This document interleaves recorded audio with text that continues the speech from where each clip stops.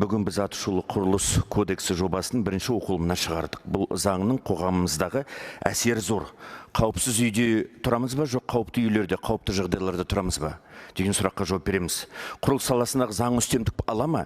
Әлде 30 жыл бойы жалғасып келе жатқан ашкөз құрылыс компанияларының, олардың үкіметтегі лоббистерінің мүдделерін ығында әлде жүреміз бе деген сұраққа жауап береді.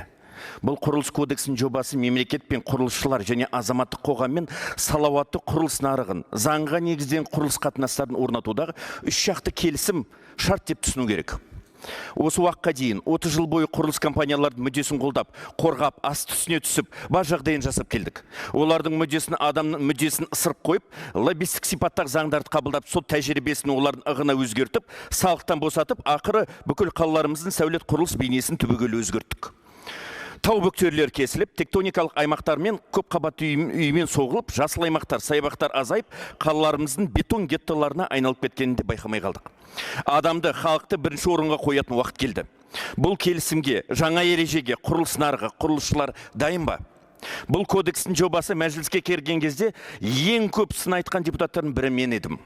Сын айтпасқа болмас еді. 386 миллион теңге студенттік курстық не дипломдық жұмысына тепе-тең 3 заңнан компиляция жасап, су жаңа кодекс деп кіргізгендер әлі де жауапқа тартылған жоқ.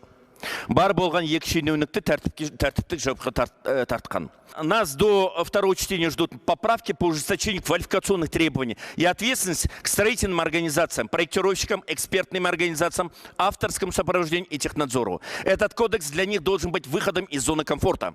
Этим кодексом мы должны остановить открытую продажу лицензий и предприятия, осуществляющие СМР и инжиниринговые услуги, ставить заслон на коррупционные риски при выдаче АПЗ, согласовании эскизных проектов, эскизных экспертизы проектов. Достаточно отметить один факт, установлен Высшей аудиторской палатой. Согласно заключению Высшей аудиторской палаты с 2016 по 2023 годы, аккредитованными экспертными организациями были выданы 87 тысяч заключений, среди которых встречаются факты проведения экспертизы по проектам, не входящих в компетенцию и отнесенных к госмонополиям. Часто принимаются некачественные заключения, которые могут повлечь обрушение конструкции объекта, как в Павлодаре. При этом за период с 2018 года по 2023 годы выдано 7317 заключений со сроками подготовки от 0 дней до 3 дней.